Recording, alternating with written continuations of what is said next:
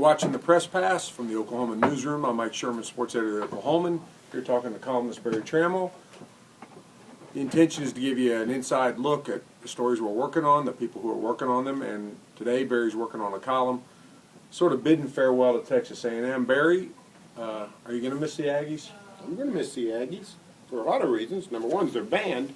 I'm the biggest A&M band fan in the world. When the Aggies start playing that trumpet that heralds the advent of the Aggie war hymn, I still get chills up my spine. So for no other reason than the band, I'll miss them. But you can't go missing, you can't go losing good universities and good football programs like A&M and it not hurt your conference. And you know, I'm an Oklahoman, which makes me a Big 12 man, and I think this league's going to miss A&M. This is the Aggies' last trip to Norman as a Big 12 member. Some, you know, maybe not historic moments, but memorable moments under the Bob Stoops regime. The Aggies come here in 2000, and there's the famous block in the back game. Or was that in? Or was that on College Station? Okay, and then but in Norman, 77-0, and got Mike Lupica all over Bob Stoops. Where's that going to rank? Well, I mean, that's a memorable game, historic game. The truth of the matter is, A&M generally gets run out of town by the Sooners. OU scored 60 points at least 60 points 3 times in the last 8 years on A&M.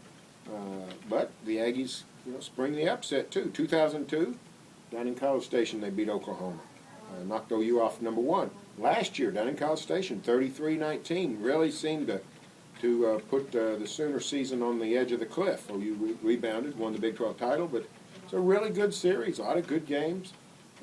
And when they started playing, they had a 2-game series in the 90s. Then they joined the same conference, got in the same conference, and almost immediately you thought, why haven't these guys been playing forever? It's not that far down there. Similar fan bases, big fan bases. It's just a natural rivalry. But this is it. And it really looks like it'll be it for the Sooners because of their non-conference scheduling. LSU, Notre Dame, Florida State this year.